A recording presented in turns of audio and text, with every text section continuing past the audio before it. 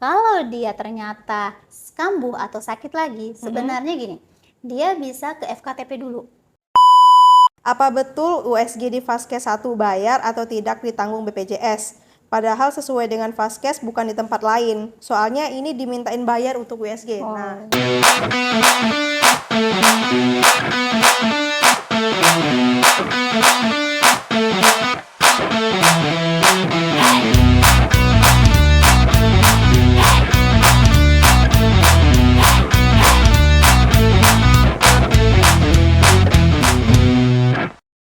oke Bu Desi, ini sangat menarik sekali ya perbincangan kita hari ini. Ibu mau nyemil dulu atau gimana? Atau mau minum dulu nih, saya minta diambilin.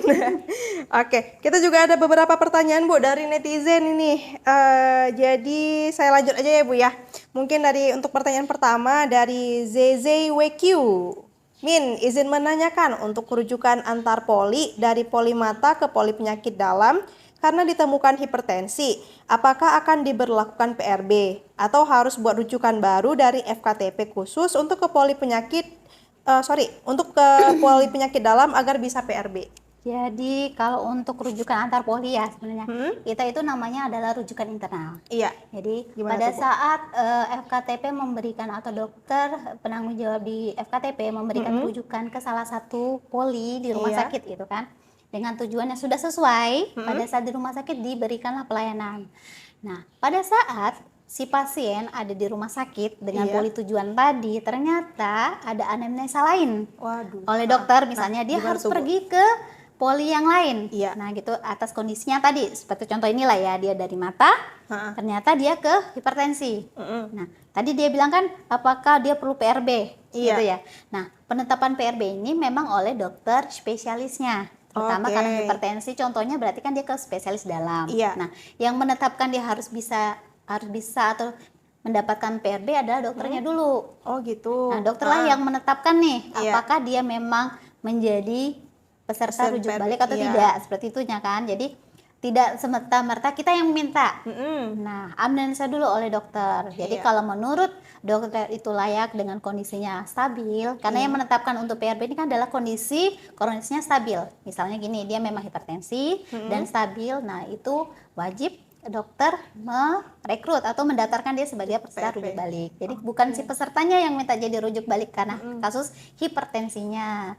Nah, kondisi tadi apakah dia harus ngambil lagi nih rujukan ke poli, karena tadi kan kesannya polinya beda ya. Iya, dari Sebenarnya mata dirujuk, ke... iya betul. Nah, kalau dari amnesa itu sebenarnya tidak harus ke balik lagi ke puskesmas. Jadi cukup Jadi gimana di tuh, Bu? rumah sakit aja dengan rujukan internal tadi. Dari poli mata dia bisa langsung ke hipertensi, ke poli penyakit dalam. Jadi tidak perlu balik dulu ke rumah sakit. Berarti bisa langsung di rumah sakitnya ya Bu ya? Benar. Jadi karena ada rujuk internal tadi. Ini balik lagi Bu, untuk kita ngebedain pasien itu yang stabil dan enggaknya tuh gimana sih Bu? Kondisinya nanti dokter yang taunya adalah dokter. Dia yang memastikan apakah dia stabil atau tidak. Oh, gitu. Kemudian dokter akan menganalisa nih berdasarkan kondisinya. Akan semua sih sebenarnya dokter yang menetapkan. Oh, Jadi baik. kita nggak akan tahu apakah saya stabil atau tidak. Iya. Kondisi seperti apa sih saya dinyatakan stabil nanti gitu kan. Nah, itu yang dokterlah yang berhak menetapkan kondisi stabil atau tidak. Oh gitu. Berarti kita nggak bisa self diagnose Iya. Bu ya. Tetap harus ada analisa dari dokter, ditetapin dulu nih dia pasiennya kondisinya stabil atau enggak, baru bisa dimasukkan ke dalam PRB. Betul. Gitu. Oke, semoga terjawab ya. Selanjutnya dari Mama Kenzo 07. Min, saya dirawat di salah satu RS, sudah masuk Rabu, keluar Sabtu. Terus saya kambuh lagi, apa boleh masuk ke IGD rumah sakit tersebut lagi atau gimana? Nah, ini gimana nih Bu?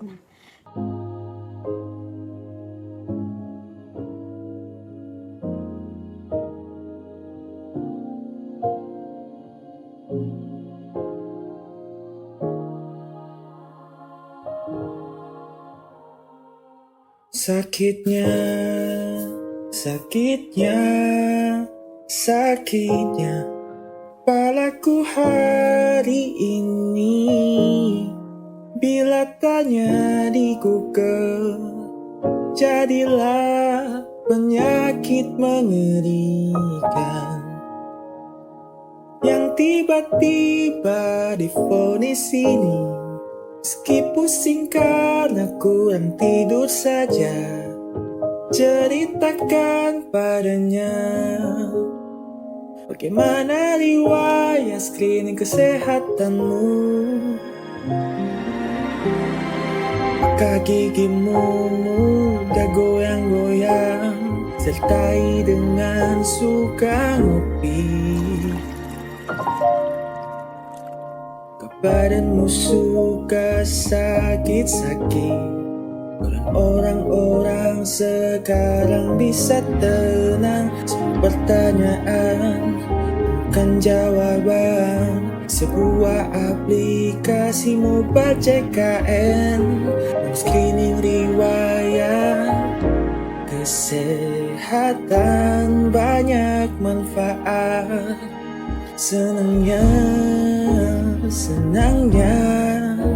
Senangnya dengan fitur baru ini, bila tidak dipakai jadilah self-diagnosis yang tiba-tiba sakit berbahaya. Meski pusing karena sering begadang, kan ku screening di sini. Gimana kondisiku saat ini?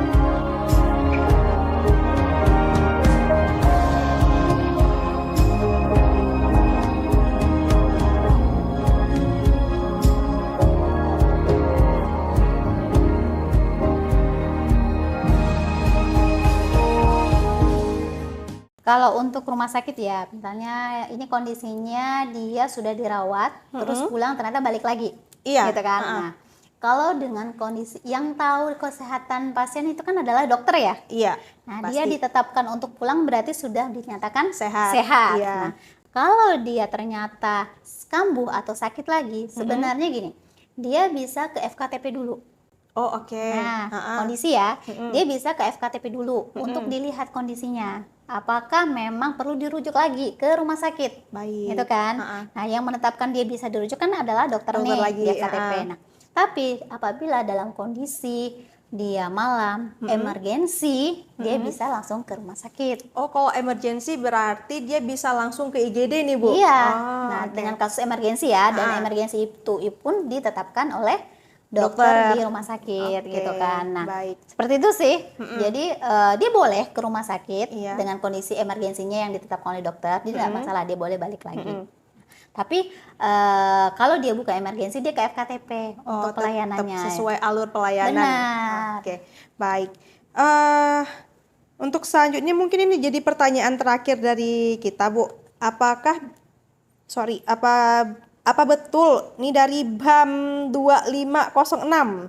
Apa betul USG di Vaskes 1 bayar atau tidak ditanggung BPJS? Padahal sesuai dengan Vaskes bukan di tempat lain. Soalnya ini dimintain bayar untuk USG. Nah, itu gimana Di kasus tuh? USG ya. Nah, untuk USG sendiri memang di tahun 2023 dengan adanya Permenkes yang baru nomor 59 itu kan Permenkes yang terbaru kita, memang sekarang fasilitas pelayanan USG itu boleh dilakukan di puskesmas atau di fasilitas kesehatan tingkat pertama.